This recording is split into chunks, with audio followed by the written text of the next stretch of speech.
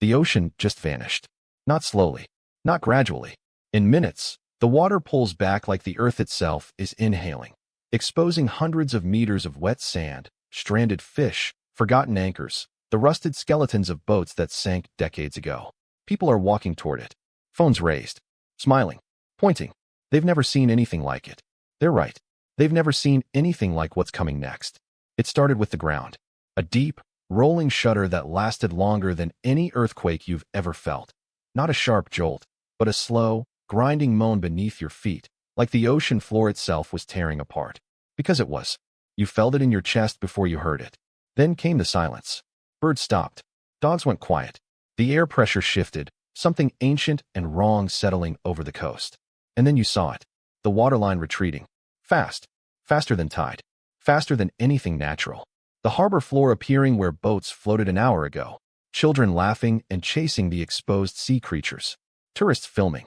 Locals standing confused, murmuring to each other. No one is running yet. That's the trap.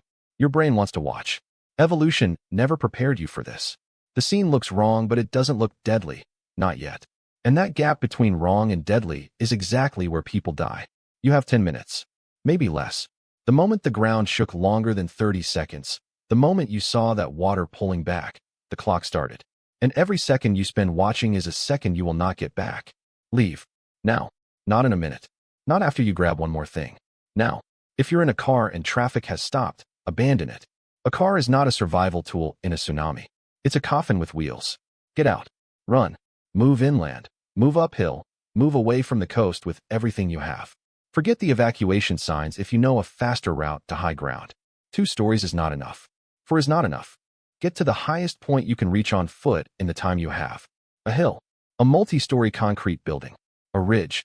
Anything that puts elevation between you and the water. Stay away from rivers. Stay away from canals. Tsunami water doesn't just hit the coast. It surges up waterways, turning rivers into raging walls of debris far inland. Don't stop until you are high. Don't stop to watch. Don't go back. Then you hear it. Before you see it, you hear it. A sound like every freight train on Earth running simultaneously, a deep, thunderous roar building from the horizon. You turn from the hillside where you're standing, gasping, lungs burning from the climb. And there it is. Not a wave. Not like any wave you've imagined. A wall. Dark. Massive. Moving faster than your mind can accept. 30, 40, 50 kilometers per hour inland. It doesn't crash like surf. It surges, an unstoppable black tide carrying everything in its path. Cars tumbling like toys. Buildings folding. Trees snapping. A sound like the world coming apart at the seams. From where you stand, you watch the coastline disappear. Everything you could see minutes ago, the harbor, the street, the hotels, the people who stayed to film, gone beneath churning black water. You made it. But it's not over. The first wave is rarely the worst one. As the water begins to pull back, dragging debris, pulling at structures, creating deadly currents that can sweep even strong swimmers away. The second wave is already forming offshore. Then a third. Tsunami waves can arrive in intervals of 10 to 45 minutes, each one unpredictable, some larger than the last. Stay high. Stay where you are. The floodwater left behind is lethal, charged with downed power lines, contaminated with sewage and chemicals, filled with debris that can cut and crush. Do not enter it.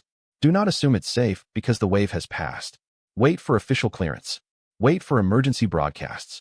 Wait for rescue teams. Here's what saved you today, not luck, not chance. You knew the signs. You felt the earthquake and didn't dismiss it. You saw the water retreat, and you ran while everyone else filmed. You chose elevation over hesitation. That decision, made in a single moment, is the only reason you're standing here. In a tsunami, the warning signs are the survival system. Learn them. Remember them. Because the ocean doesn't announce itself twice. Subscribe for more survival tips.